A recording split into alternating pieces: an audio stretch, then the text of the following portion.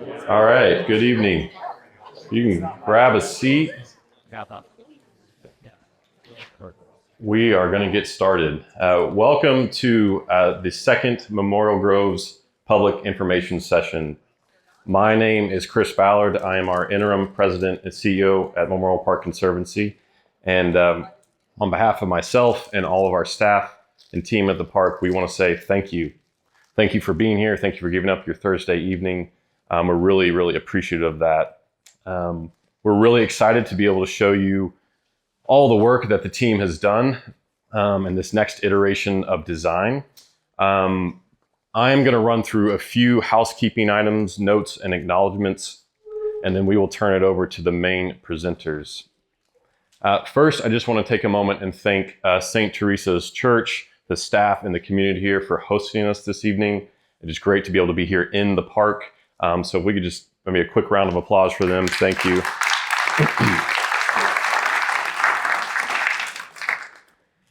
Second, any public elected officials or their representatives want to take a moment, if you could just briefly stand as well and let us acknowledge and thank you. If we have any here, I know some may be running a little late. Okay. And then finally, want to thank and acknowledge our 10-year plan project partners. This would not be possible without this unique collaborative partnership. The City of Houston, Houston Parks and Recreation, Uptown Houston, and the Kinder Foundation. We are so grateful to their collaboration and their collective effort towards transforming Memorial Park. A little housekeeping on tonight. This is being recorded. We will post the link online on our webpage and through YouTube in the coming days. The first session is still posted online. We have been receiving questions through an email address. We've collected those questions this evening. You have white comment cards or little note cards in your seats. As we go through the presentation, please feel free to jot down a question. You can take them to the back or just kind of raise your hand and someone will come by and grab them. Any questions that, regardless of whether they get an answer here tonight, we will post responses online in the coming days. So there'll be a Q&A session at the end.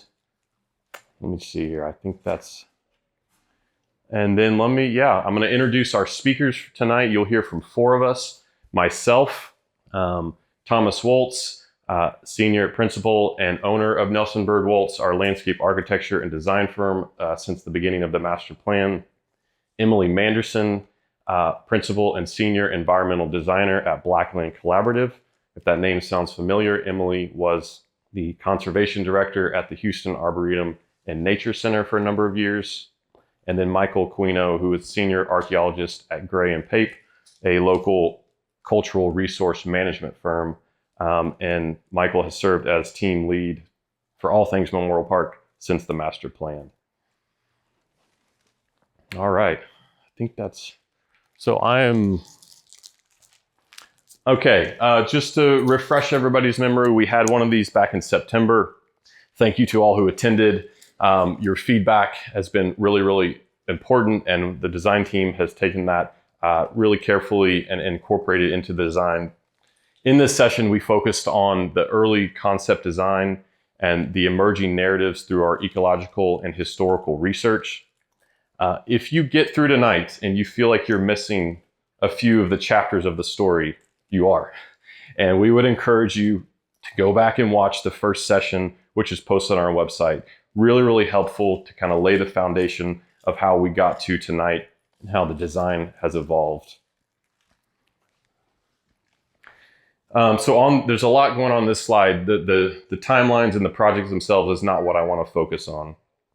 Just real briefly, let's go back 25 years to when Memorial Park Conservancy was founded, then Friends of Memorial Park. No staff. We get to 2011, 2012 in the drought. This is that moment that the collective, a group of people, the collective we said, we have to do something to protect and preserve Memorial Park. That launched the master plan. MBW was hired. We listened for a year before we put pen to paper. The result of that was a comprehensive master plan that contemplated projects across Memorial Park. unanimously approved by City Council in 2015.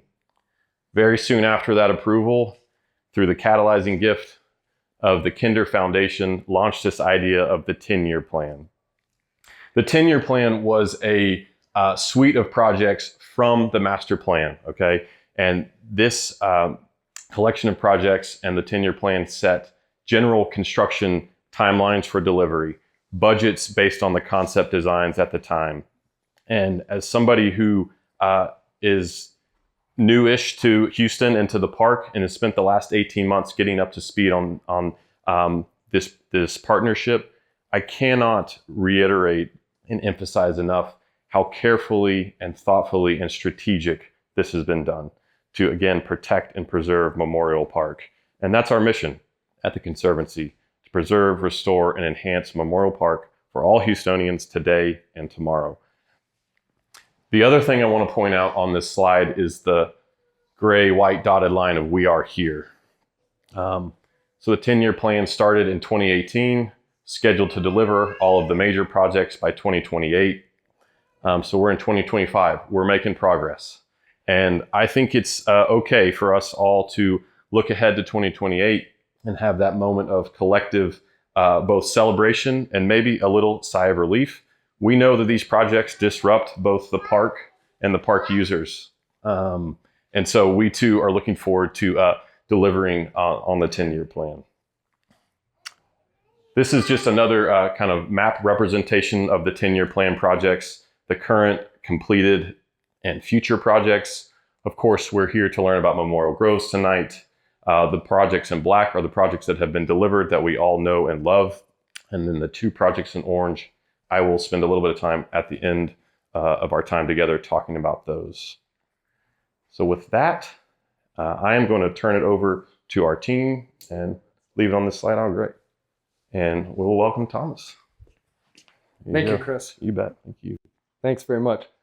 I did want to just build on something sort of impromptu that Chris said about when we get to 2028 and this first big chunk of projects is complete, which, by the way, is something of a miracle, that this much public infrastructure has been created in such a short period of time. It's really incredible. And as a landscape architect working in many foreign countries and all over, that we've built parks in 30 of the 50 states, I've never seen anything like what happens in Houston, of the community coming together around public space. I'll just mention something else a little bit off the cuff.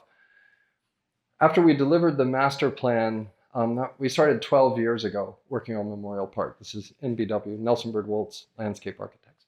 And at the end of that, we remarked that there's something unbelievable happening in Houston. When you think of the Buffalo Bayou, you think of all the different parks, Herman Park's restoration.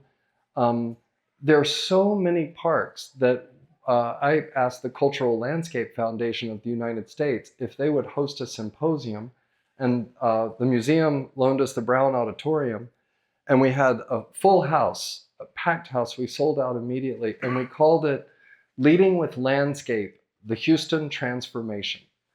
And it was an all-day symposium of these incredible all-public projects funded through public-private partnerships to absolutely transform your city.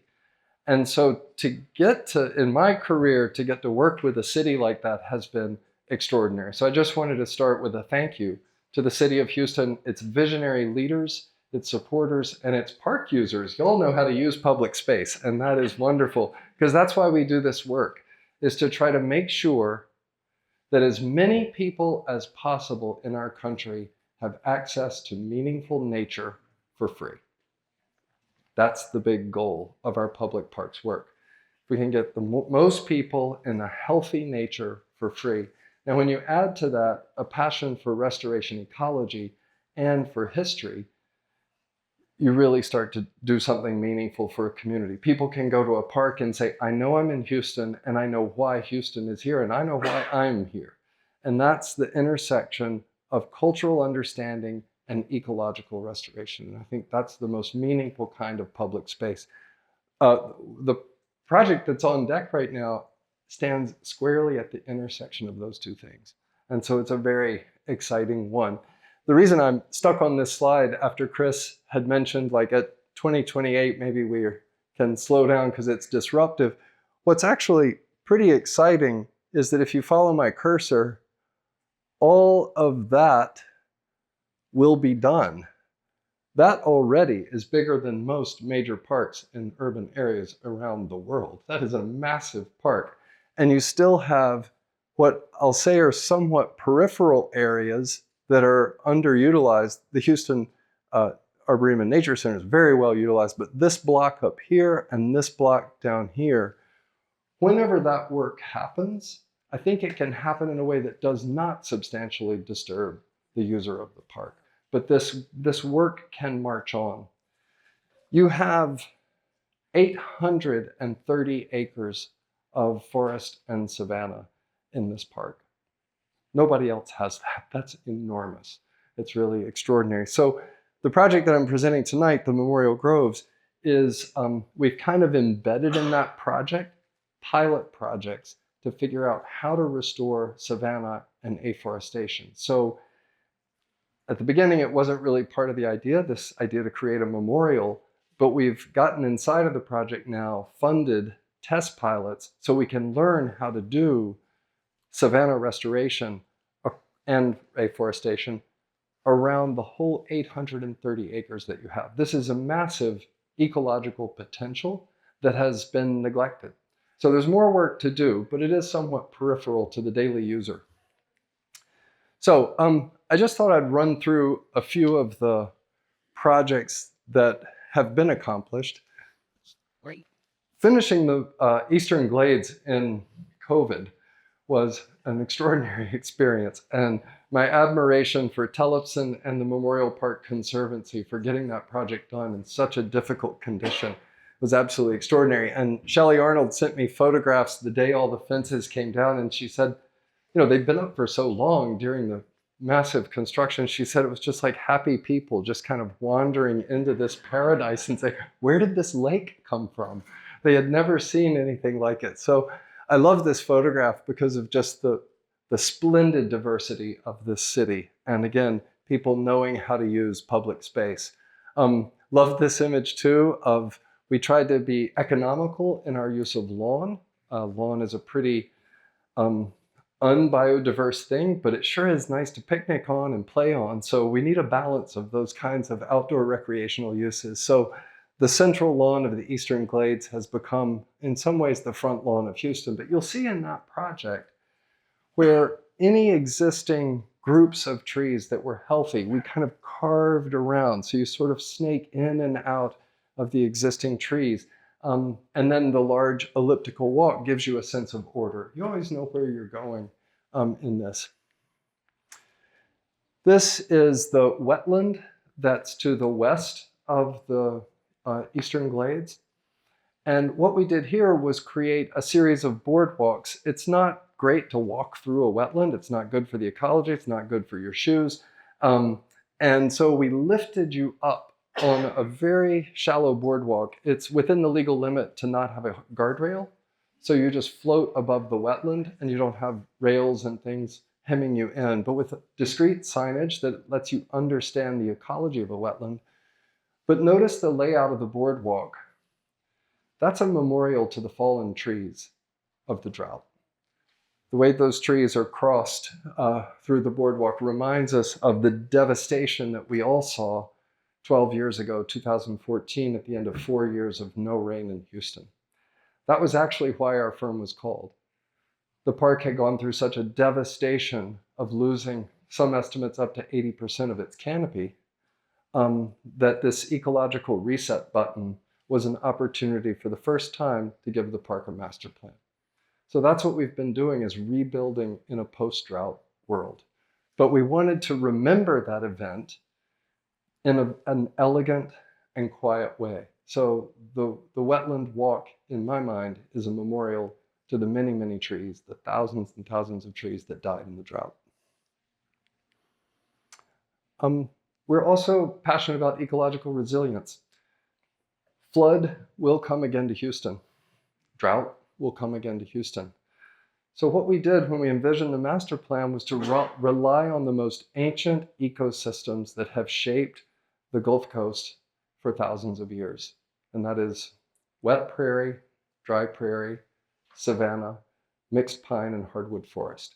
So we're really relying on those, not infinite acreage of mown lawn, which requires a lot of water and is not going to be healthy in drought.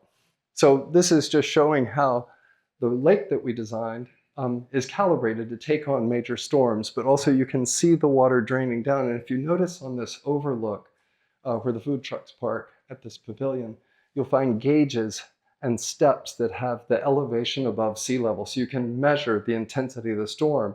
So you actually are engaged in the edge of the lake to learn how big was that storm. You can measure the water flow. So just creating these awarenesses of the ecology that surrounds us is embedded in every project in the park. This is the boardwalk that we created hovering along the edge of the lake with pond cypress and bald cypress planted around it. They'll thrive in this very rich ecological edge of the wetland. We have several threatened species that have appeared, birds that have come to this new ecosystem. If you remember, this was a street.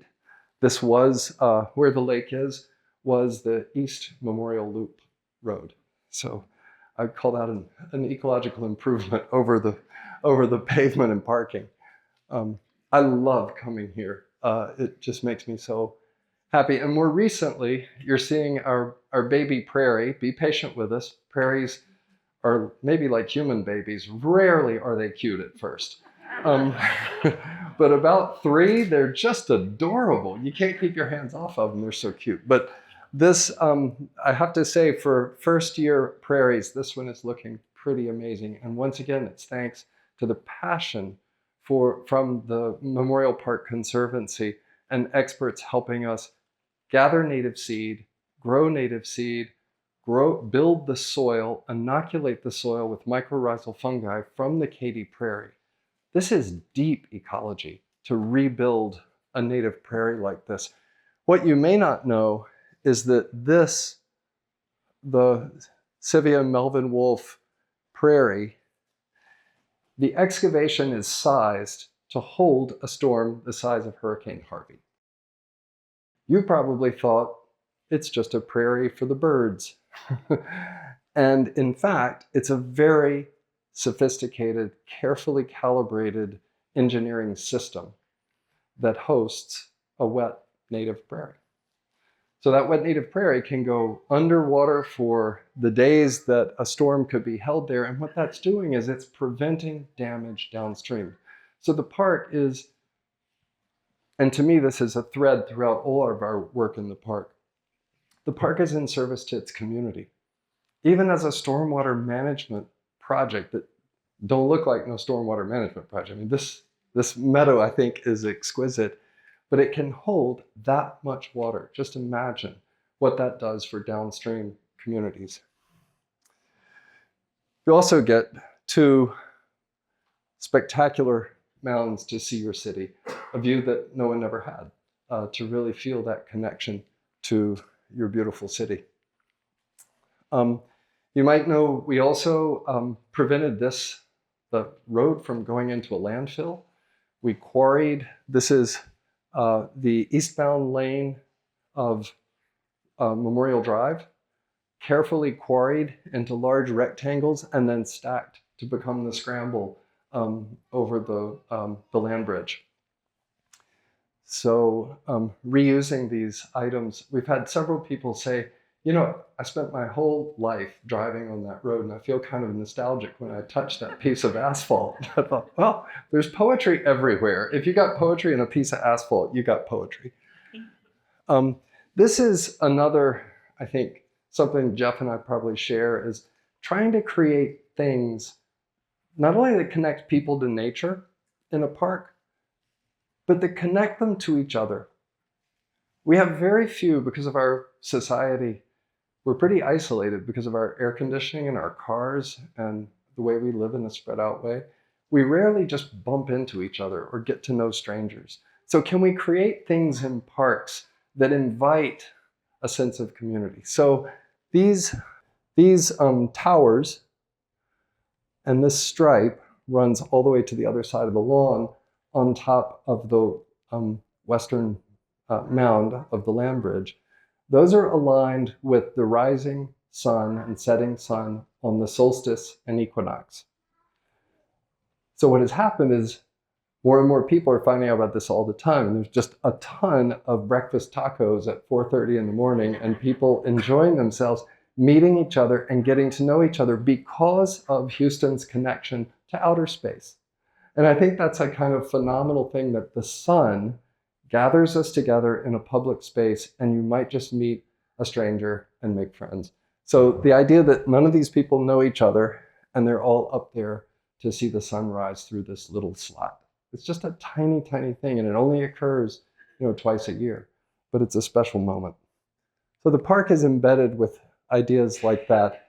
And then we wanted to embed the people out in the wet meadow. So this is an observation deck for bird watching and for engaging in that working ecosystem. Don't worry, the deck is set at a gradient higher than the full. If Harvey came again and the prairie was full, the deck is still higher than that elevation.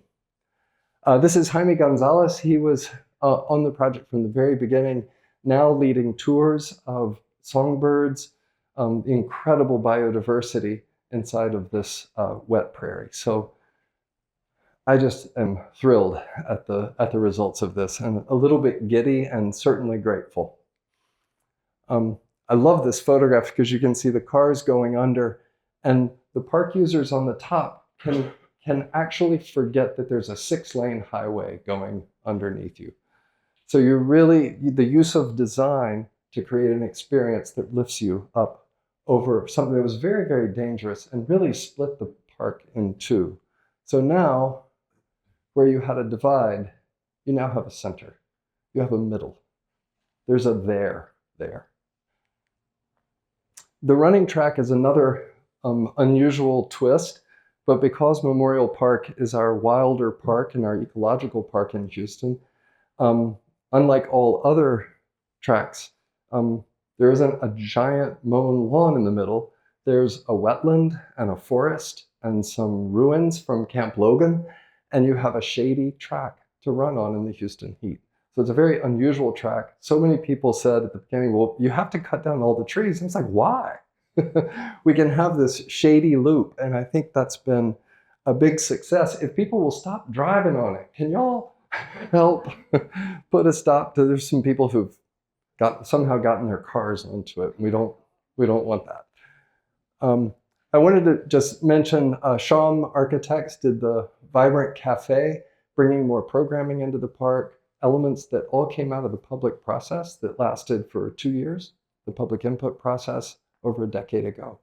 More restrooms, amenities, better maintenance. Another incredible thing that the Conservancy has done is grown their staff to take on the maintenance required for each of these new ecosystems.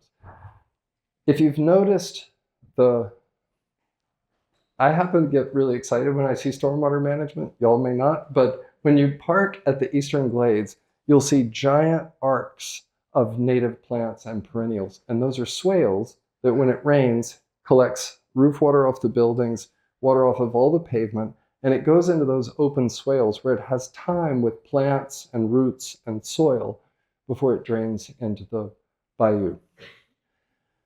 So these kind of living systems are fantastic for pollinators, for wildlife, for biodiversity, and they're also cleaning and treating our stormwater. So they become a kind of event in the park. That is not something you hire a mow and blow crew to take care of, I can tell you. It is complicated, it is difficult. You have to be able to identify invasive species, be willing to do the manual labor to pull the invasive species out, and to make sure that that ecosystem thrives. The Conservancy has done something extraordinary, which is grow and educate their staff as new projects are brought on. So step by step, the Conservancy is growing in measure with the park to be able to care for and tend what I wish weren't unusual solutions, but unfortunately they are. This is using native plants to clean our water before we dump it in a river. it should be everywhere. That should be a very common detail. But unfortunately, we're down to sort of lawnmowers and leaf blowers. And the Park Conservancy has done much better than that. This is an aerial, and this is sort of a segue into talking about the memorial groves. You can see the yellow circle on the ground. That is around one of the archaeological remains of Camp Logan. So for anybody who missed the last meeting or missed sort of just the general history of Memorial Park, it was, well, at the very beginning, it was prairie land managed by the Karankawa people. So bison were here, that's why it's the Buffalo Bayou, and the Karankawa and many other language, sub-language groups thrived along the Gulf Coast. This tract, the first record of this tract under European ownership was the Reinerman family. The Reinermans owned not only all of Memorial Park, but about 3 times more land running north. It was a massive tract of land. It was a timber operation, cattle grazing, fruit orchards. It was sort of had an industrial edge to it, and it had a clay pit and a kiln for bricks. The land was therefore open and cleared, and so the US government rented it in World War I to make a training camp for soldiers called Camp Logan. At the end of the war, and Michael's going to talk to us extensively, specifically about the area of the Memorial Groves, but at the end of the war, the Hogg family stepped forward and said, we think this roughly 1,500 acres should become a memorial to the soldiers that trained at Camp Logan. And they made a deal with the city, and the city bought it from them over time to create Memorial Park. One of the interesting things is that the idea was to make a memorial, and a century later, no memorial has ever been made. And if you think about what kind of memorial would have been made in 1925 versus 2025, I don't know, it might have been a white male soldier as a statue, and that might have been it. And I think in 2025, we're interested in who built the camp. Why was this the location of the camp? What kind of voices and people were actually here? Who fed the soldiers? Who grew the food that the soldiers ate? How did the soldiers move into the park, move out into the camp, out of the camp? There's so many layers to this story beyond a sort of statue on a pedestal. So I think we want to do we want to do something much bigger and much more impactful on people. So I start that with this little yellow circle because that is actually a grease trap from a mess hall in Camp Logan. And it's right there. You can see it on this map. That's the photograph of the actual mess hall. And then you can see in the center photograph the layout of the mess halls. And that's it. I mean, these are modest archaeological artifacts. But guess what? That's the real thing still in our midst. And when you can find the real thing, you have the opportunity for something that we're all starved for, and that is authenticity. Authenticity of place is what we have in Memorial Park when it comes to World War I. This is an overlay of the scale of Camp Logan. Most of the part to the west were drill fields, cavalry fields, places for practicing digging trenches and ditches, all the things that they would have to do when they went to war overseas. The yellow dot is that grease trap. So this is a photograph of Memorial Park, believe it or not. That is the scale of Camp Logan. What's interesting is it was made mostly of canvas. So it's an ephemeral city. Over 70,000 men, almost all men, trained at this camp and went to war. 70,000 people came through this landscape. That's big.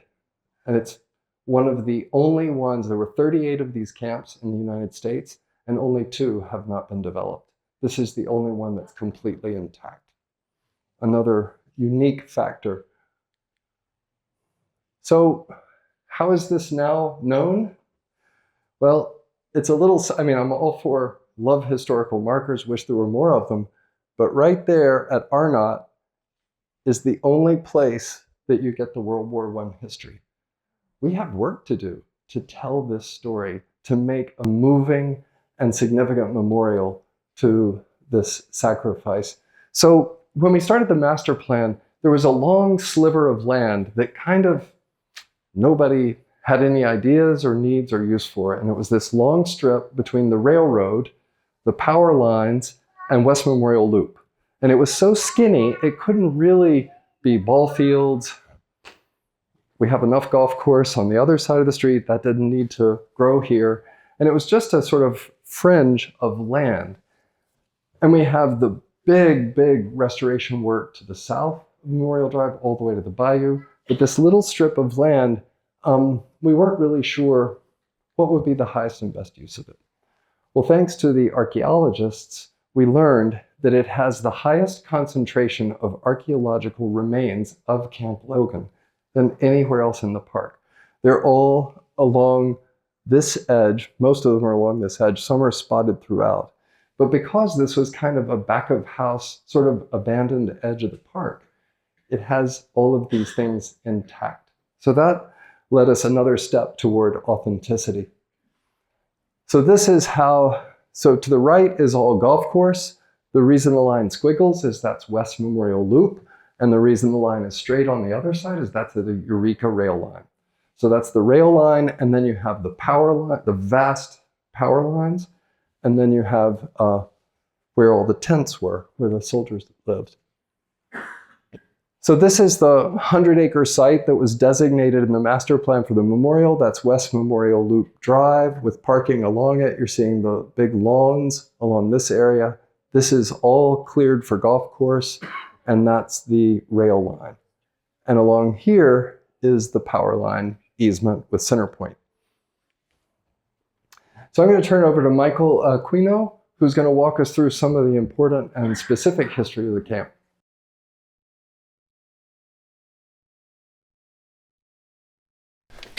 So anytime I have an archaeological project, hopefully there are three things that I'm going to tackle big picture wise: significance, archaeology, and uncovering, recovering stories. So that's kind of the bullet points that I'm going to give you tonight to cover the archaeology at Memorial Groves and Memorial Park.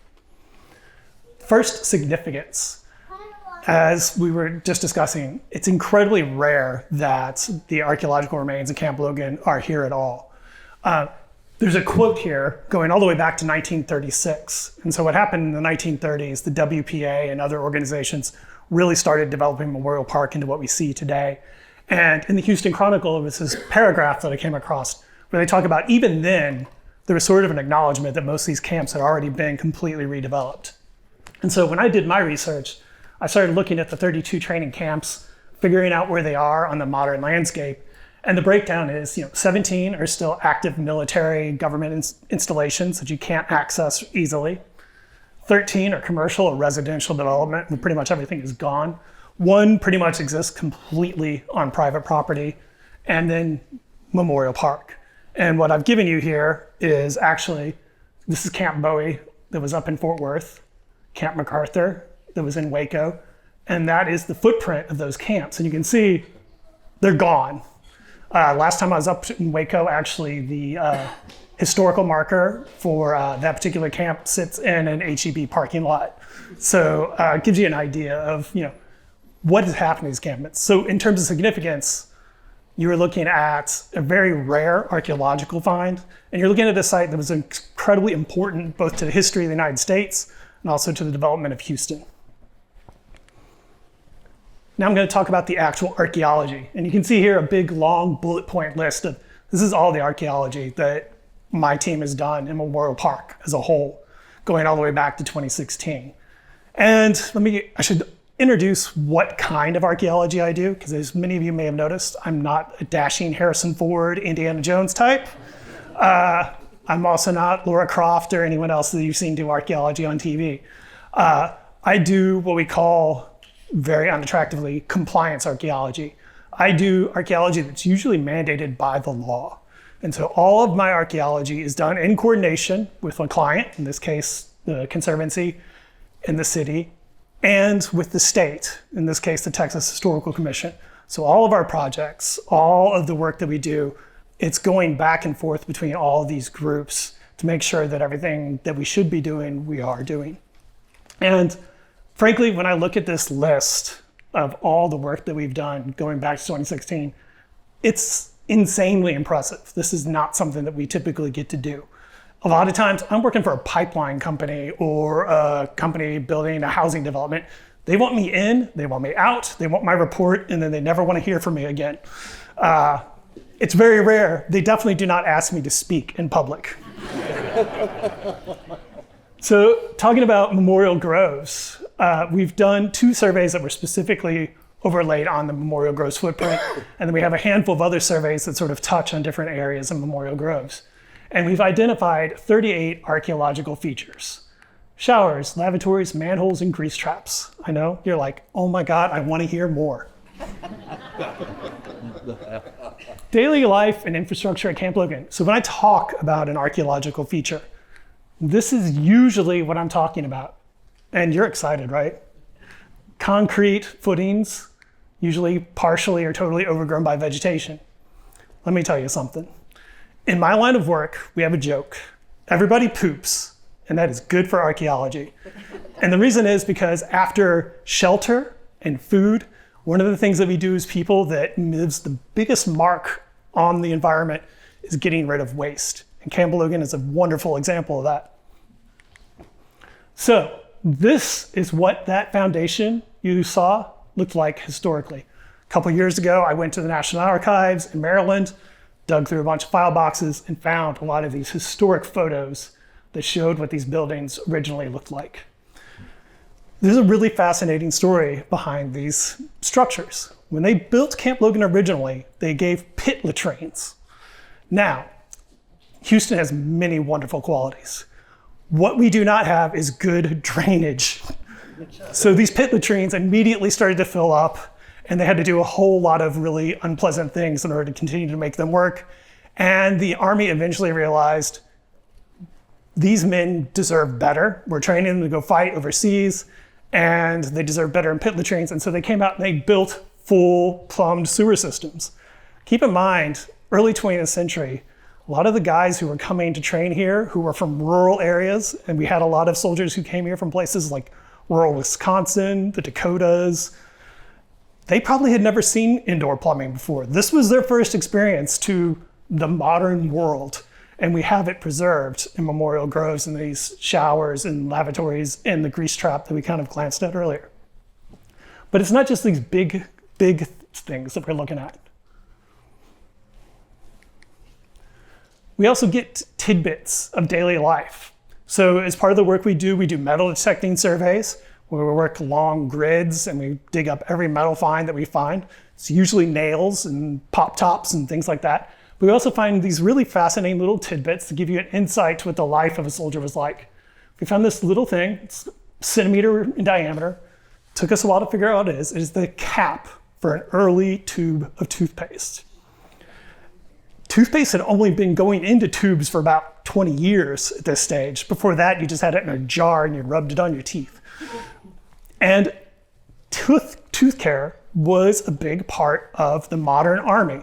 So when these soldiers came, one of the things they got, along with all the normal jabs and pokes and inspections that you get whenever you join the military, they got their teeth looked at. There were dentists on staff, and these guys got legitimate tooth care.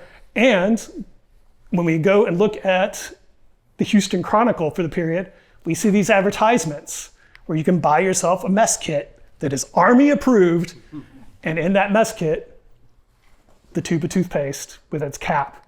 And we recover the cap right back by one of those lavatories. We start getting, again, building that picture of what the daily life is, not just as soldiers, but just living in the camp. And finally, we can sometimes dig into individual lives. Again, doing one of our metal detecting surveys, we found a dog tag, an identity disc. World War I was the first widespread use of dog tags for the US Army. They issued them periodically in earlier wars, but this was the first time that they used them on a large scale. This one was for a soldier, Bernard Walmer, Private First Class, Company M, 129th Infantry. He was camped basically smack dab in the middle of Memorial Groves. And when we located the location of the dog tag, we could tell that he lost it, probably going in and out of the mess hall. Mess halls had dirt floors, so it was probably really easy to lose something. And we started digging into his life. And we know that he survived 2 different gas attacks, including one, that's diagrammed here from an Army report, that was probably the most severe gas attack that US troops suffered during World War I. When he came out of the Army, he came back to the United States. He'd been promoted from private to corporal. We found that in his Army records. He went back to Wisconsin, married the lovely Dottie. This is actually their engagement photo. And he spent the rest of his life living in Wisconsin. He started out working in car dealerships, and then he eventually got promoted and was running the service arm of a series of car dealerships in Wisconsin. Raised sporting dogs, liked boats. It's amazing what you can find about people when you start, digging into newspaper archives. So again, this is just one example of the sort of historical personal lives that we've been able to dig into. Some of it directly connected to the archaeology, some of it's purely archival. But if there's one thing I want you to come away with in terms of the archaeology as it relates to Memorial Groves and Memorial Park, it's that we've done a lot. And frankly, I'm blown away that the Conservancy has let me do as much as I've been able to do. Almost every time that I've gone to them, it's like, well, we could do this. If you want to give me, 8 more hours, I can dig up this information and we can figure out what's going on here. And almost every time their answer has been yes. They've really taken the archaeology seriously. And as a result, what we've built in terms of understanding the archaeology of Memorial Park is massive. That is the archaeology spiel.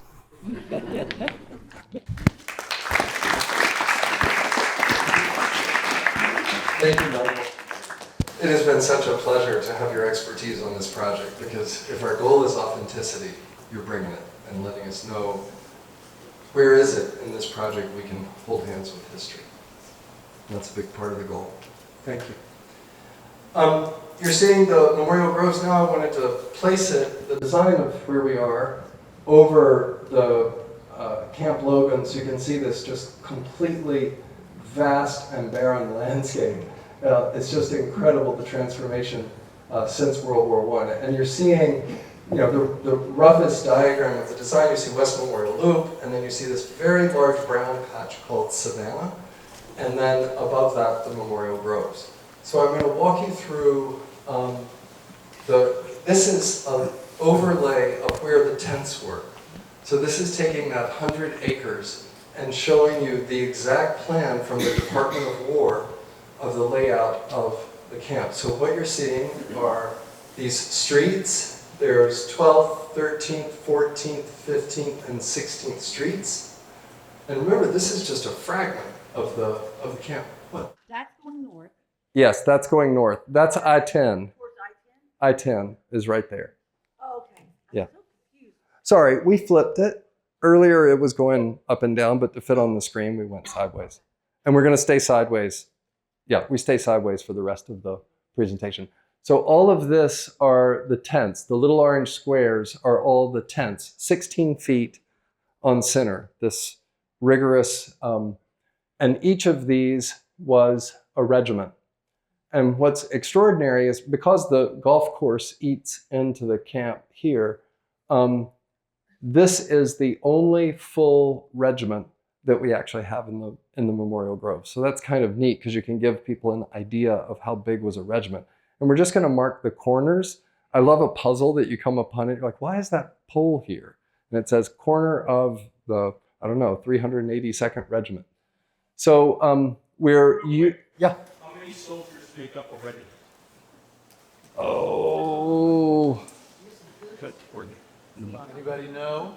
I know we know. I know we have it. My God, we have it. So, it was 8 per 10. You tell. Do you know? I was Air Force.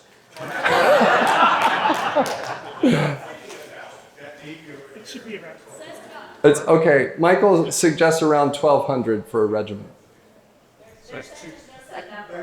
Choose 5,000 people in the platoon and battalion in your command. So Thank you, historians. I'm so grateful. Okay. World War I Army. All right. I'm gonna.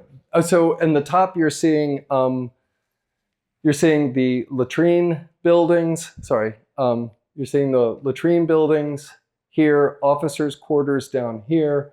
Cavalry stables up across the top here. So it was obviously a very rigorous architectural layout of these tents. These are some images from Camp Logan. You see some of the few trees within this region that they had left. Thank goodness. The poor soldiers must have really suffered in the Houston heat, and they probably had wool uniforms, is a guess. These two photographs really struck our team's imagination as a bit of a breakthrough. One of the things that's difficult to evoke about World War I is the scale. The scale of loss of life, the destruction of entire cities and regions and ecologies and forests in France, all over Europe. It was a devastating war, and it was a war of trench warfare, which is a brutal kind of war. Think also about the incredible diversity of the individuals coming to Camp Logan. They wore different clothes, they came from different places, they were a range of races and origins, ethnic origins, of religions. They were individuals, like this room, every single one of us, a unique individual. And part of coming to military training was the transformation into a soldier that would operate as an organism, as one living thing in the act of war. It's a horror, but it's a fascinating thing to think about this landscape being where individualism dropped away and you came to operate as an army, as a unit, as one thing. You wore exactly the same clothes, you ate the same food, you slept in the tents together. Everything was rigorous and regimented in this transformation. I mean, it's kind of a sad thought, but it's a powerful thought that that's what it took. That's what happened here, was that transition from an individual to a group. This forest in snow in Japan really struck us as not dissimilar from the photos of the soldiers marching and training in World War I. And we thought, what if trees planted on the 16-foot increment of the tents could grow to represent the thousands and thousands and thousands of soldiers who trained here? What if you stood in that grove of trees? And I think much more moving to be in a living memorial than standing in front of a granite statue. So what if we bring you to this place of authenticity that Michael has uncovered for us, where we have the most ruins, the most ability to remember the life of these people, the actual life of these people on the place that it happened. But we do that with trees rather than pavement or statues. So it's an abstract memorial. It's a very big memorial because we're using this large landscape. But I think the cause of the war and the degree of sacrifice of the individuals, it merits this scale. This quote I wanted to read from Ilona Benda. She wrote, "Whatever may now come or now be made of our Camp Logan, we never can escape the fact that once upon a time, a gripping, searching, cruel, glorious time when self lay conquered beneath our feet, the very heart of our nation beat within this sphere. In moonlight nights, in silence so soft that our hearts can hear their throb, you will still hear its steady beat. For spiritually, this is sacred ground." What a great basis for a memorial. So, looking back at historic photographs, this area at this edge, as I mentioned before, this long, skinny strip of land in 1952, you can see what it looked like. Very sparsely populated with individual trees. Some of those trees are still here. And this was what we came on our first visit to Memorial Park in 2014. This is after the drought. So you can see how many trees were destroyed at that time. So, Excuse me, but yes, do you have a photograph from 2024? yes, Okay. coming. So I just wanted to walk you through the concept plan. This being our whole outline area, I'm going to start at the top. That is the rail line across the top. And then number 4 is the power line easement. We're going to hear about the ecological studies and surveys that we've done. Because of the power line easement maintenance, that has actually become a thriving and healthy coastal prairie. So we want to protect that prairie, this very long strip, and it's just where the stables were from the camp. Then, because of the regrowth, so we're dealing with different soil types actually in this part of the park, and Emily's going to walk us through that. This portion has rebounded much better than this portion. So as we looked at it, we thought we have some healthy trees, some healthy ground covers, but it's choked by invasive plants. We need to transform this into savanna, this native Texas ecosystem. So what we did was protect all of this portion of savanna. We did an individual tree survey, marked every healthy tree on a survey so that we can keep all of the healthy trees. And in this portion, so we get that sense of the soldiers, we're planting in between the healthy trees. At the end of the day, it's 9 acres of interplanting between the existing trees and 9 acres of planting in lawn. So that's the new planting is 18 acres. The savanna is a little over 20 acres of preservation. The one thing that we're imagining is this line is a straight walk, and it's really about scale. How long is it, Jeff? It's a half a mile long. And so when you look down that colonnade, you see, I don't know if you see to the past or to the future, but you see forever down this one line. And one of the ideas was that the savanna represents the diversity of the nation, of these individuals coming. It's a very mixed ecosystem, but they transformed into these soldiers. And this line, you can see trees to either side planted. Those are the survivors, the ones who came home. And so they walk through the open, sunny savanna with you. This area is a new interpretive center, parking here and parking here. There's 1.5 acres of parking for the entire western, this portion of the park, the Memorial Groves. And a target parking lot's 4 acres, just to give you a sense. So we're at 1.5. Is that a struggle, the parking? Because I know when I ride my bike, say on Saturday morning, around the park, over where the rain trail is, they are struggling to find a parking place. And then all along where everybody's running by the tennis center, struggling to find a parking place. Yeah, parking is always an issue. And one of the things that we're doing is keeping the 200 and some parking places that are along West Memorial Drive and adding parking here and here. So that's additional parking. We're trying to moderate that because you don't want to pave the park with parking. And hats off to you for coming to the park on a bike. Thank you. Well, there's a lot of places I can't go on my bike. So you can't go near the lake and you can't go over the bridge. So I'm looking, unless I'm walking. We'll get you 30 miles of trails in the southern half of the park. How about that? So how many spaces is that? Right, get right in my car. These are great questions. If we can, We're just, not quite to Q&A. We got Q&A at the end. If you can write your questions down on the card, Thank we'll you. get through the presentation. Thank you, Chris. Appreciate it. Yeah, you bet. So this is the Visitors and Interpretive Center and offices for Memorial Park Conservancy. And you begin this long walk here. And this, I'm going to show you a little later, is an earthwork that's kind of the core of the memorial experience.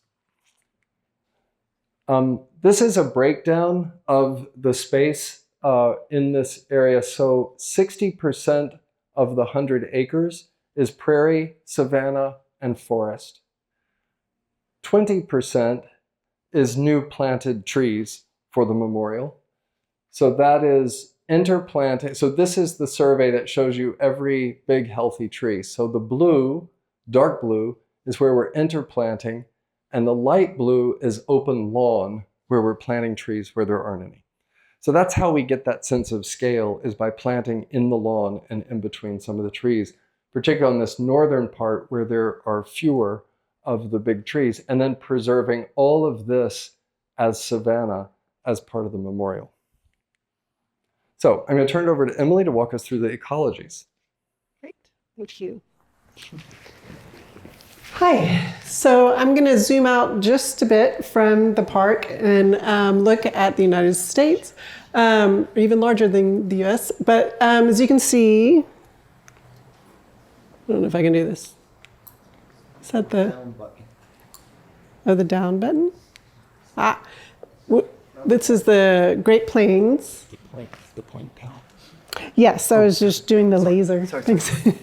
So the yellow portion is the Great Plains grassland system. So that is what we're part of, which extends all the way from the Gulf up into Canada. So it's a massive ecosystem of the United States.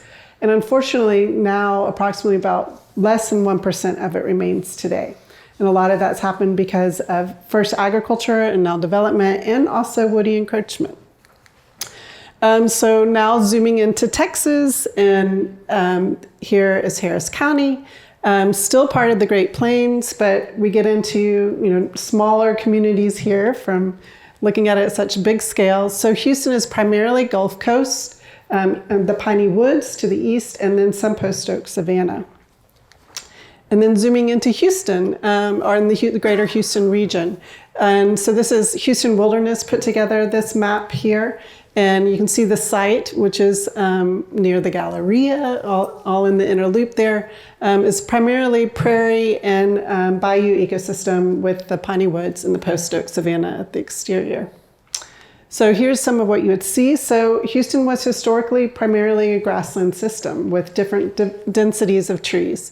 So we had the prairie, we had the savanna, and a lot of the trees really were along the bayou systems and other tributary systems. This is where you'd have more of the eastern piney woods. So zooming back out again, half of this, the grassland plains really has enough water to be more of a forest and a woodland, but there's a reason why it's not, and that is because of the disturbances that used to happen historically. And in a prairie, over time, if there is no disturbance, woodies are going to come in and encroach. But we have these disturbances that keep things open. This is of an elephant from the savanna in Africa. We didn't have that here. We had the bison. And this is a picture from Nebraska, not necessarily the system here, but the Great Plains ecosystem. So we had these disturbances, and the disturbances actually kept the ecosystems healthy. Those disturbances, smaller scale, patchy ones like a fire or the bison, kept that biodiversity up and really is needed so that when there is a larger disturbance like the drought in 2011, the site can be more resilient, or the landscape. This is showing you a map of pre-European settlement, the frequency of fires, and you can see how associated that is with that grassland plain and how those have co-evolved together. And that in Houston, it used to happen historically every 1 to 5 years. And we know that also Native Americans were historically in the Great Plains using fire as a management tool. They used it for multiple reasons, to communicate, for their own hunting and gathering. And they knew they were managing the land to make it more healthy as well. And that is continuing now. And this is the Nature Conservancy is partnering with people in Alabama. And they need the longleaf pines to be able to make a lot of their baskets and other weavings. So it's up to us now to be mimicking those small scale disturbances, especially in urban environments. So all of this is a diagram of a state transition map, which I'll go through the ones for the site. It's a little bit geeky here, sorry.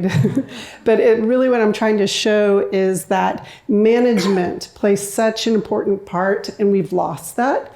And that doing nothing to an environment really is a management decision.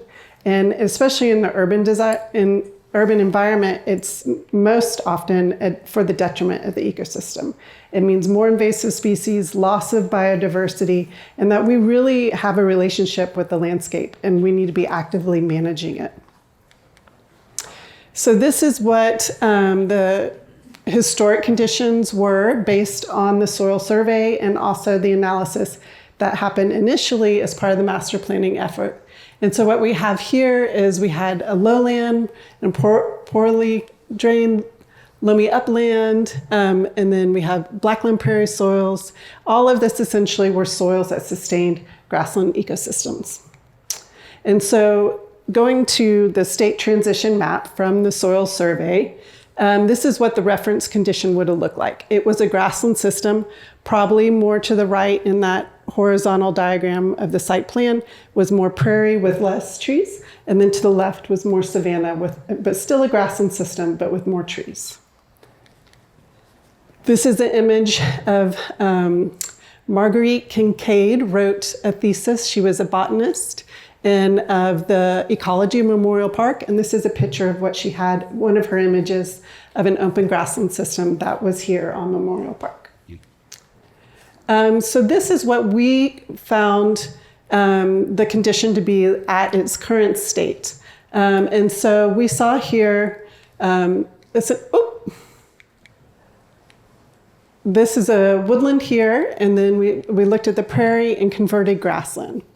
So I'll go through these just a bit. So the woodland, which we really ended up seeing it more as one management unit, there wasn't, oftentimes with different soil types, you'll have a real distinct difference. Here, there was not a huge difference in terms of tree species. There just was more hardwoods to the left and more pines to the right. But primarily, it has become encroached. So it's moved from its reference condition to an encroached condition. And so really since the drought, so many small woodies have come in and invasive species as well. And it's not in a really optimal condition, and there are challenges with that. So we saw low diversity, first of all, and low diversity in the sense of the types of trees that were there, the ages of trees that we saw, the structural diversity, you also want to have that as well. And then there was also a high amount of invasive cover and too dense. It's very vulnerable, and it is right now because of the thick woody encroachment. It's a fire hazard. So then this zone here is, it has now even stepped down even more. It's a pasture and crop. It's pretty much 100% invasive cover and very low resiliency. And then the prairie area, which is on site, really the only reference condition. And because of the disturbance of Center Point, it has remained a prairie. And it's got some amazing diversity in there, but it's also not necessarily pristine. It does have invasives and other things of that nature in there. But it is something that we definitely want to protect and learn from. So this is our condition map, green being the highest of value, and then red being the lowest in terms of ecological value. And so this is what our recommendation for the site would be, irregardless of the design, is that what we would do to improve ecosystem function.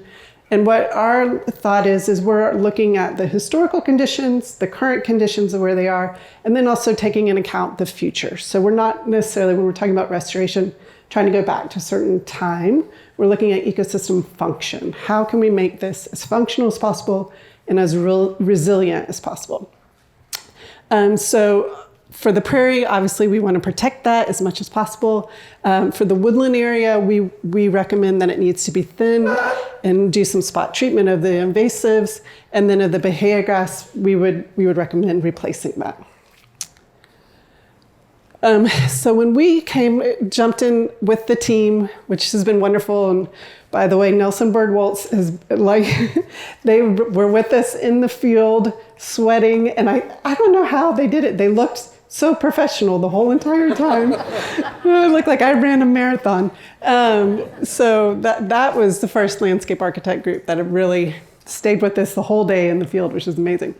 When we first were looking at this site, Initially, if y'all been following the plan, it had the groves and then kind of motts of trees dispersed through it. And so as Thomas said, there was a decision to make it more of a unified unit. And a lot of that came out of discussions with Memorial Park about management, and that it'd be easier for them to have it more clearly defined what they needed to do and how to manage it, which makes a lot of sense.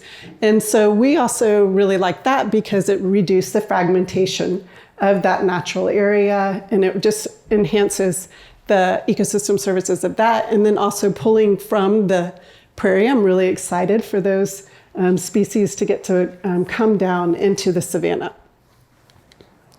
And so when I'm talking about savanna, it's really primarily a grassland system, pretty much the same species that you'd find in the prairie, but then you have a little bit more trees coming in there.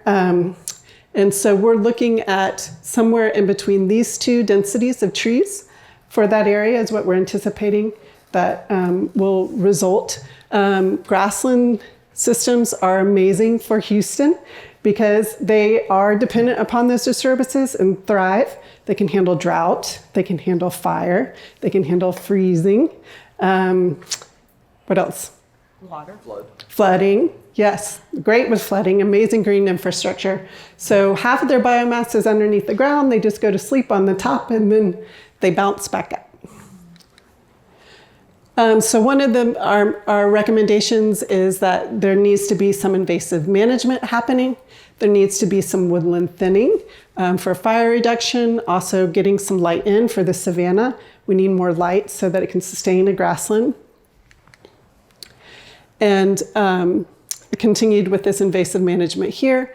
What we recommend is doing a first thinning of the smaller invasive and the woody species so that we can go in and first and just really see what is happening there. Because right now we really can't. And there's so much information that we need to look at. So going back to these are NBW's photographs here. This is 2014. As you can see, it really was much more open. A lot of the green that we are seeing now is post 2014. So those are early successional pioneer trees, species that have come in there. And again, it's not in a pristine state. So up here you can see this is sort of an encroached woodland, doing some clearing and then getting that grassland system established.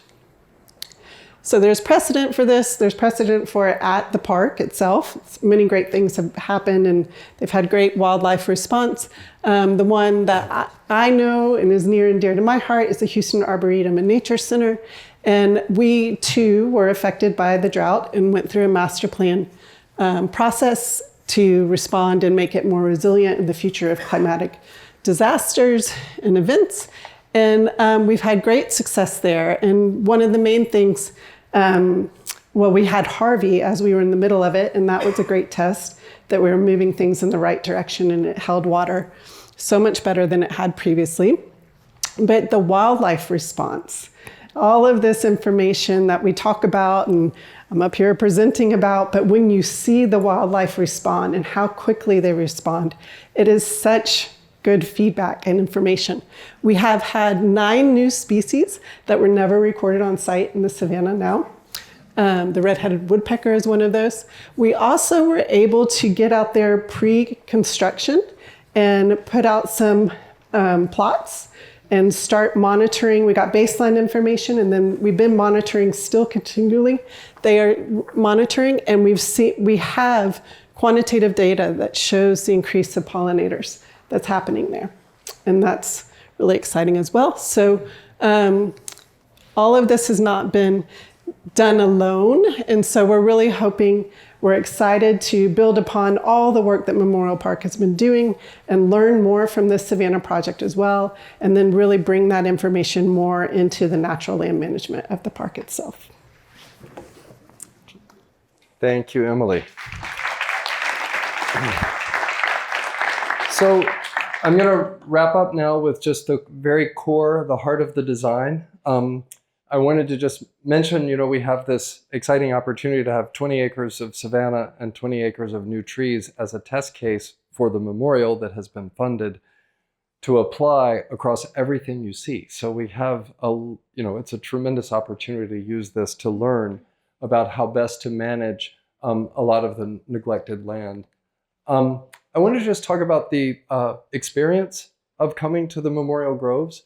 From the left, I had mentioned that we have parking, we have a new playground, parking lot, picnic shelter, restrooms, so that as you come from this is kind of the play, family, fun area. You have the restoration of the big savanna in the center.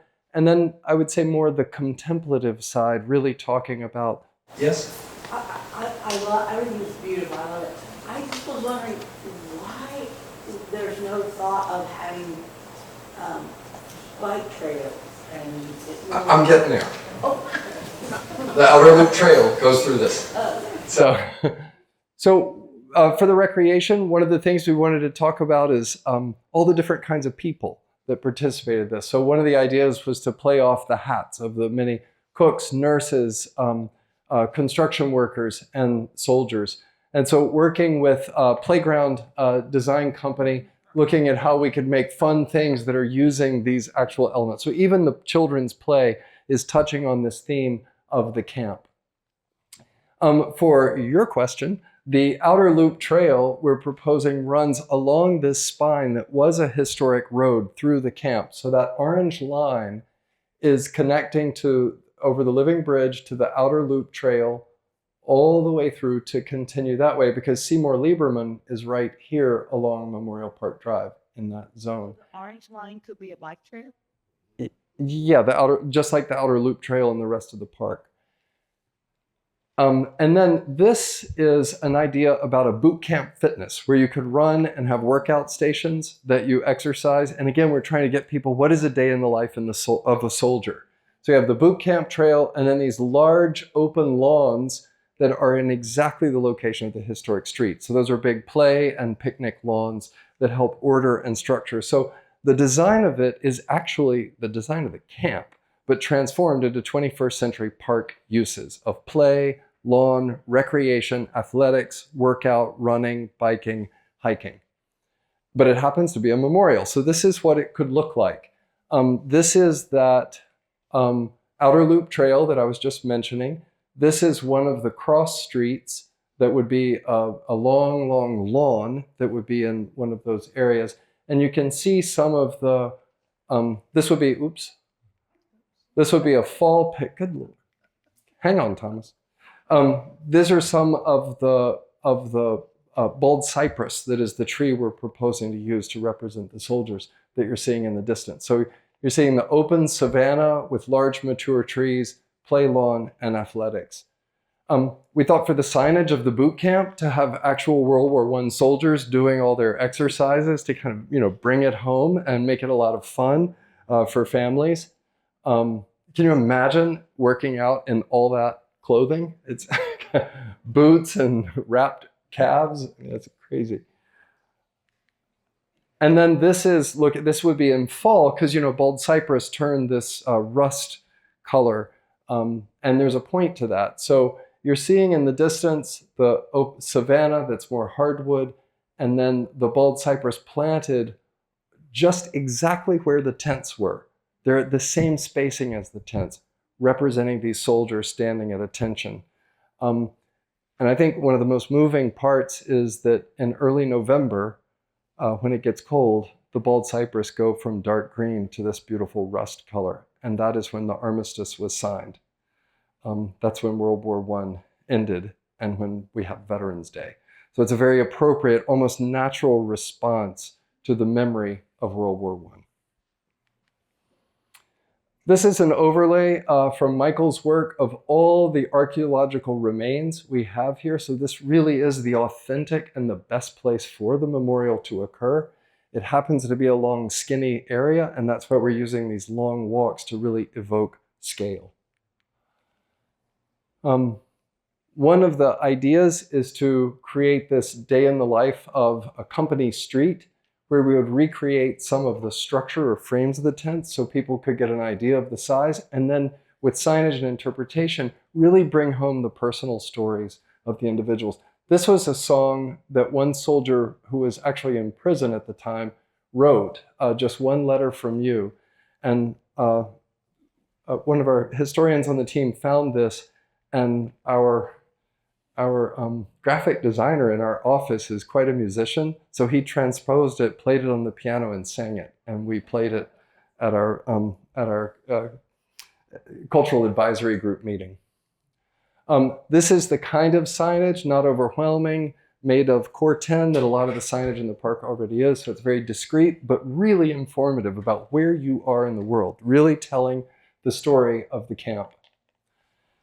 So I'm wrapping up here with this diagram. As I mentioned earlier, World War I was a war mostly fought in trenches. And one of the things the soldiers learned to do at Camp Logan was to dig trenches and build trenches. And this is what, when deployed, they did in Europe. The standard dimensions of a trench were 12 feet deep, with a bench for sitting, while running happened here, and you could clamber up and shoot from here or from here. We thought, this is a really powerful, iconic thing that World War I had that was very unique. It can't be very unique, it was unique. So one of the things we suggested is for this core of the memorial is to invert that and build at height, out of earth, the inverted trench 12 feet high, and create a space inside where you could come in meditation and safety and sanctity. This also helps to block the noise from I-10 and from the railroad. So this is what that inverted trench, very similar in dimensions, but that you could walk through an opening into this space. Two sides would be 12 feet tall, two sides only 4 feet tall, so you don't feel so enclosed. And this is what that could look like. So this is walking from the visitor center to the right, through here, into this space, looking out into the trees, and then a 50-foot long table. And it's a table that has about a ½ inch of water running over the top of it. So it functions as a mirror to the sky. It's a kind of portal above and below. And it's the table to which many of the soldiers will never return. And so it's a place of calm, quiet, and meditation. This is what that table, water table would look like. You're looking out over the low berm into the groves and looking back through that slot to the visitor center. Moody Nolan has been engaged to design the visitor center, and this is their concept, rendering how you arrive and you move straight through to the outside, and this is the interpretive center, and this is the NPC offices.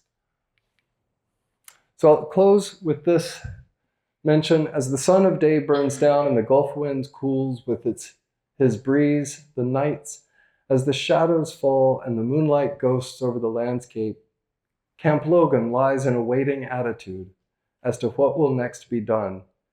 But at night, the past, that past, which has just closed its chapter, hovers over it all. 1923, Ilona Benda.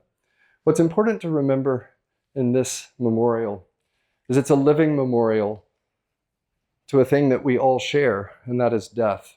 For most of us, it will come very late. The average age of the soldier killed in World War I was 24 years old. These are kids. And I think having this place as a place to remember their sacrifice, as a place of living things that remind us of their sacrifice at scale. This was not the place they died. This is not where they're buried. This is where they came with energy and hope. They learned and they were transformed and then made their sacrifice for their country. So it's a place about the future. And I think planting baby trees now and watching them grow, these bald cypress can live 600 years. This is forever, as far as our timeline is concerned. So to take this idea of young soldiers and young trees and plant them, but this land will remember them and their sacrifice for generations to come. Thank you so much for coming tonight.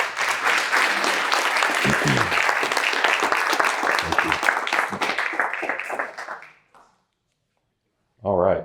Well, we know we're at time, so if you need to get up and leave, that is okay. We're going to take just a few minutes here to gather the questions and get set up for the Q&A.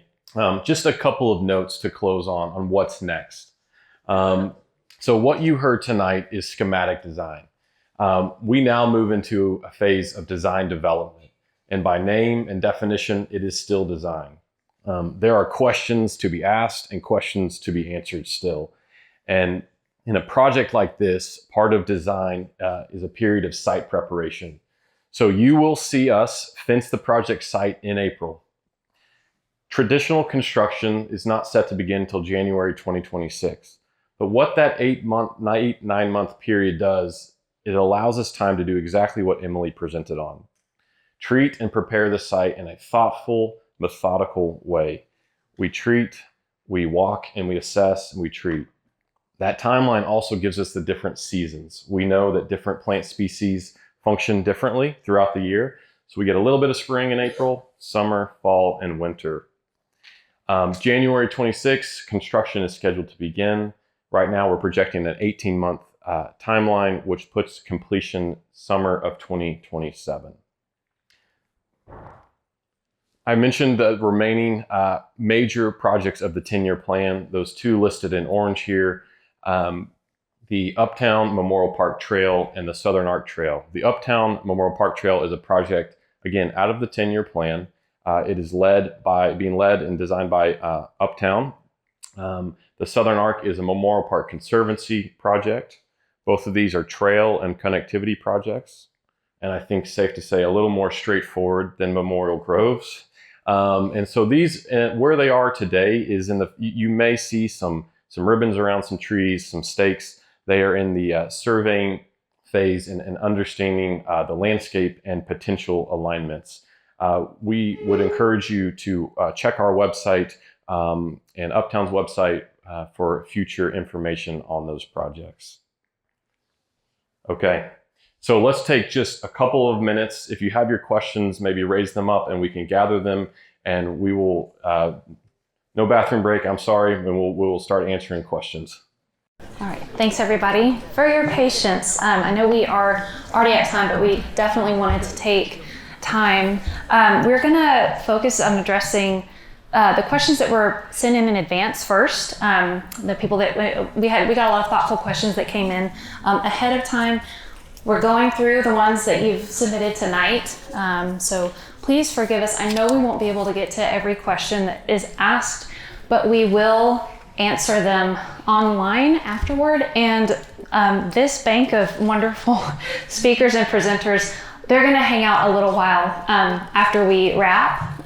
So please feel free to come up and talk more. All right. I didn't introduce myself. I'm Holly Clements. I'm the Vice President of Engagement for Memorial Park Conservancy. All right, so starting with the first question that we received in advance, can you touch on the species of every tree and plant that will be excavated? I think, who wants to take that one? Oh, Emily, okay. That's a good one for Emily. Maybe not every. We do not know of which every single species. We know that a lot of, well, like I said, we want to do an initial thinning, and that's of the overgrown woody species. So some of those are invasive, some of those are native but really aggressive species like dewberry. There's some very big dewberry in there. And tallow, ligustrum species, but there are smaller pines and smaller other things that we would also like to thin those out so that we can see. But as I mentioned, some of that age diversity is important too. So we will want to keep some of the smaller native trees as well so that we have that age diversity eventually. But at this point in time, we don't know all the species. All right, thanks, Emily. All right, were there other less invasive or less destructive plans considered? I mean, these are, I'm reading them verbatim from what we got. So Yeah, thank you. What we would love to reiterate, and you'll get sick of me saying this, is that this plan absolutely has moved from concept. We've listened and we've learned. Master plan concept, the concept you heard in September, and what you heard tonight are all different. And that's in response to the feedback we've received. Specifically, I would point out that parking lots have been moved to open areas in the project site, already less disturbed or more disturbed areas to impact fewer trees. We've reduced the number of paths within the project. We've shrunk the size of the groves to accommodate for a savanna restoration.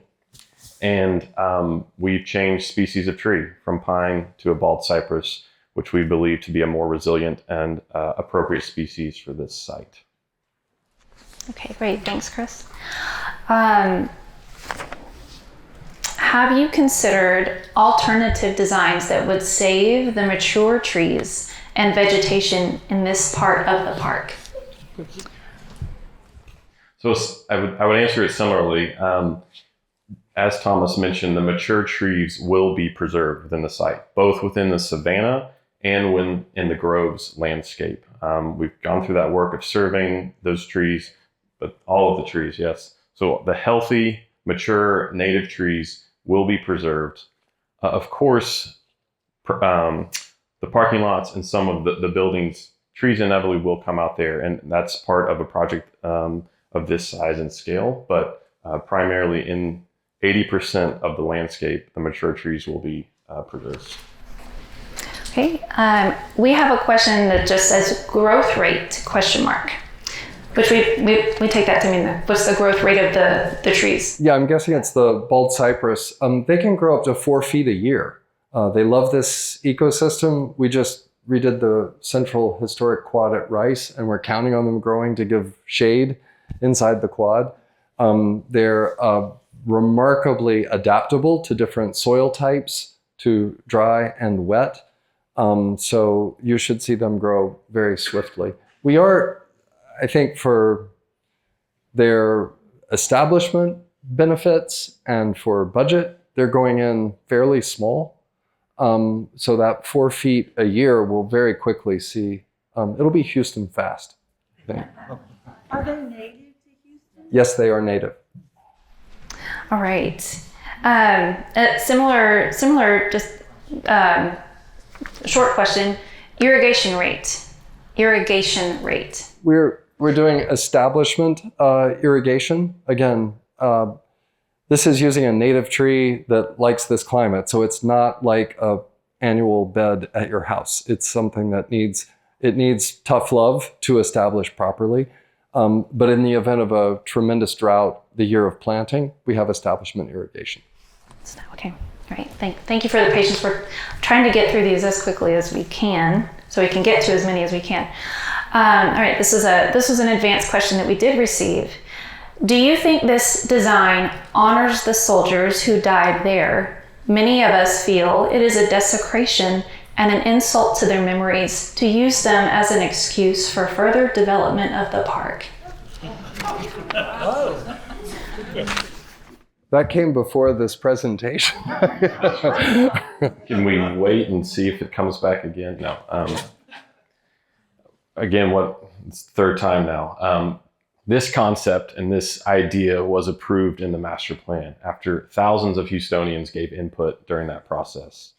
And two, as Thomas mentioned, just for total, for no misunderstanding, right? The soldiers did not fight a battle or are not buried here. But, and to answer directly, yes, we do believe that this project can honor the memory of not just the soldiers, but all the different hats of the people that were worn, who built the camp, lived here, and trained. And let's take a moment and recognize what we've called our cultural advisory group. So this is a group of a variety of experts that we have been pulling together for the last at least a couple of years on different moments in time. Historical, cultural, ecological experts from across the city, Texas Historic Commission, Buffalo Soldiers Museum, Emancipation Park, Fourth Ward, ecologists. And we have asked ourselves this exact question. We have sat in a room for hours and pushed and pulled on how do we do exactly that? How do we tell the stories in a thoughtful and appropriate way? And we believe that the collective sacrifice of those who built the camp, who served, who went overseas, we think this project can do it. We know it can do it. All right. Okay. Thank you. All right. How many acres of trees and number of trees will be torn down? I can do mine. You What? go for it. Yeah. You want the chart? Again, they didn't see the chart, so they don't. Yeah, the chart wasn't. I would refer you back to the pie graph, the chart. So 80% of this landscape will remain landscape and native ecology. So I would encourage you to look at that and study that. Thomas mentioned only 1.5 acres of new parking lots. So yeah, I would encourage you to study that. And 60%. So 60% of the savanna and the woodland, and then the other 20% of the groves, that's the 80%. So again, the mature trees within that 80% preserved. Chris, is the slideshow going to be on the website so we can refer back to that slide? Or at least Yeah, that slide? absolutely. I mean, it will be in the link, but it may be easier to click through so we can. Yeah, that was a great slide. Okay. Yeah. Okay. Thanks, Michelle. Thank you. We'll note that, Michelle. Thank you. Have you considered downsizing this project and relocating it to existing open spaces within the park? I'm going to let Michael just remind us about the rarity of. So I think I stressed just sort of how unique the archaeology component of it is, and how by incorporating the memorial here, you can get that lived in daily life experience. And furthermore, broadly speaking about archaeology and history in Houston, I do a lot of archaeology in Houston. There's history and archaeology in Houston, but there is nowhere in the city that you can go and see archaeology in its context.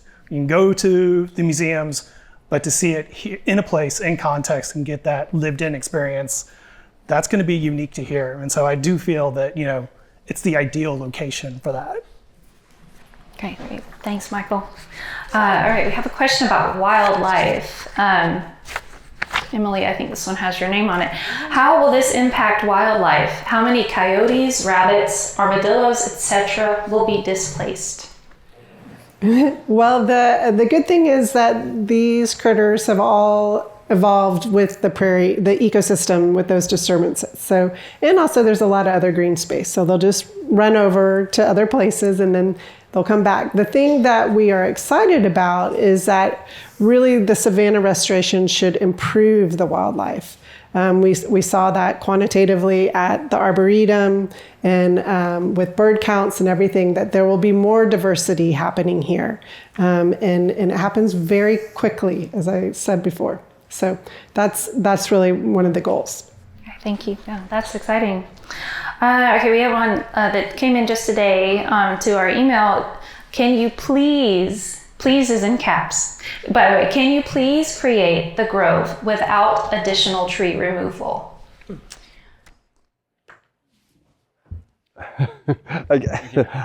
I'll say what you've said 3 times now. All the existing healthy trees have been surveyed, and we've adapted the plan around those trees. And the groves portion is being planted in open, exotic grass that needs to be changed anyway. So we're filling an empty space with trees, and then we're interplanting between healthy, mature trees. All of that is less than 20 acres. I think the language of these questions about sort of wreaking devastation is just missing what our whole heart in this project is.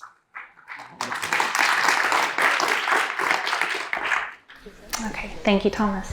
We have a lot of questions that have come in, so please, again, beg forgiveness not being able to address them all tonight. But as with our last September meeting, we will answer all of the questions.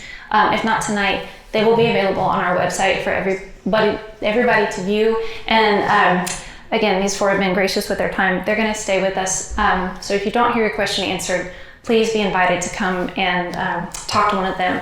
I'm going to try to get through just a couple of these if we can, just a few extra minutes. These are questions that came in just from this audience. What diseases are bald cypress subject to?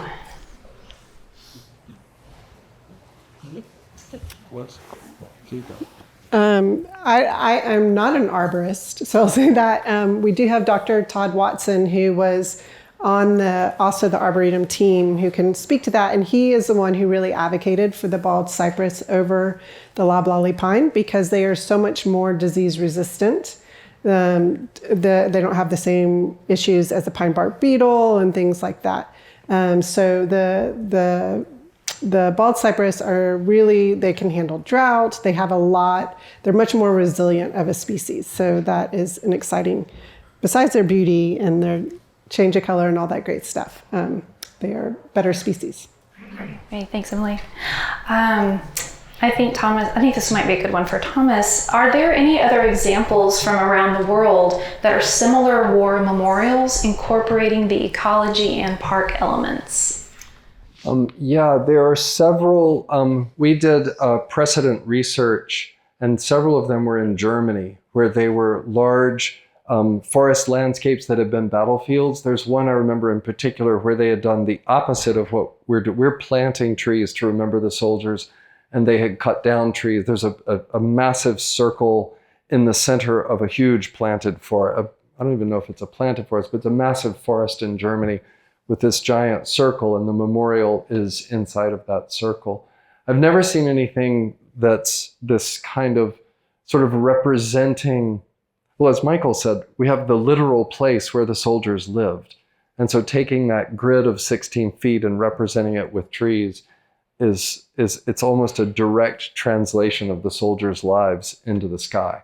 So I think it stands as pretty unique, but there are other big landscapes, particularly on the coast of France, where the landing, but those are World War II memorials. So.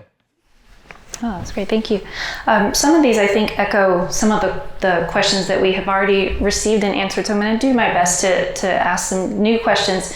Is it possible to do some sound mitigation at the north end of Memorial Groves? The traffic noise is intense at the north end, I think, but from I-10.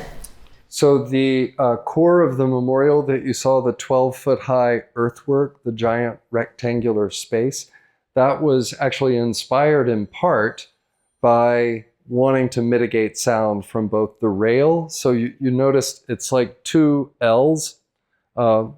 The east and south side are 4 feet high, where you have East Memorial and the Savannah. And then the part to the west is the rail line, and the part to the north is I-10. So those are 12 feet high. Nothing mitigates sound like earth. I mean, it's pretty incredible because they're also at an angle, and sound is waves, and the waves hit that angle and deflect back. So we think we've created something that is a kind of sense of sanctuary and calm inside of this for that really contemplative site with the long 50-foot long water table inside. So yes, sound has been very much taken into account. Considered. I'm paging through some of these. I'm just alluding to, we do have some questions about specificity of acreage of the new plantings, some additional questions specifically about bald cypress, and just noting that I'm just acknowledging that there's been a request to allow people to ask questions as we go along, which I know we did end up doing a little bit of, but in the interest of trying to get through the presentation, thank you for your patience with being willing to fill out the comment card. So we appreciate you working with us on that. How are you recognizing, I think this will be the last question we have time for, how are you recognizing the segregation that plagued the camp with the excessive summer heat and burning sun? Sorry. How do you justify spacing trees out to duplicate the savanna? It's too damn hot. I'll tackle part of that. Well, at 16 feet on center, Holly and I are two bald cypress that will grow to 70 feet tall. So the northern half of the memorial will be a continuous shade, and the ground plane will be the needles of the bald cypress. So a very soft and quiet. As you move into the savanna, you're going to have much more open sun and a highly diversified grassland. And I think the contrast of those two actually makes this a place that's a wonderful destination in winter, when the sun is out and it's cold, as you move through the savanna, and then in summer in the immersive shade of the grove. So it has a climate to enjoy at all seasons. We have put the playground at the south end amidst the grove, so there'll be lots of shade for the playground and the picnic pavilion. Each of the lawns, they're running east-west, so the southern side would be shaded for picnicking there as well. So there's a diversity of ecosystems within the shade of the park. And I do want to make sure that we address the first part of this question, which has to do with the segregation that existed in the camp. And we do have a very compelling. The September meeting actually spent a lot of time talking about this. So if you could just. So the visitor center will have an exhibition that we're just formulating all of the points, but we've had descendants. I've met personally and been interviewed with the descendants of the 24th Regiment. The 24th Regiment built and guarded the camp. It was an African-American regiment, and I think many of you know there was conflict with citizens in Houston, and many of them were hanged in punishment for this event. And they were, within the last year, all exonerated as innocent of their crime. So this story will absolutely be told in the interpretive center. That didn't happen in this place of the Memorial Grove, so it's part of the narrative of the entire project that we're going to have in signage. Like, we don't have an artifact of archaeology to tell that story, so it's going to be through the interpretation and signage. We've learned about the 365th, 370th, thank you. And their incredible valor. It was an African-American troop that was trained in segregation, lived in segregation, dined in segregation at Camp Logan. But when they went to France, the French army said, we will take these amazing soldiers, gave them uniforms, and they were invited to fight. I think that regiment was awarded 18 Croix de Guerre for outstanding valor in World War I. And so we want people to come and feel like they've met the soldiers. They've understood the complexity, the difficulty, the segregation, but the actual true stories of the many, many lives that served at Camp Logan.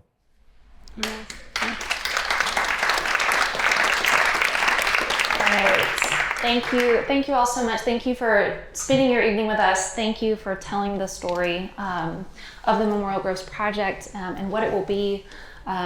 Chris Ballard, Thomas Waltz, Emily Manderson, Michael Quino, thank you all so much. Please, I think they can still stick around for a few minutes if you'd like to talk with them. From all of us, thank you very much.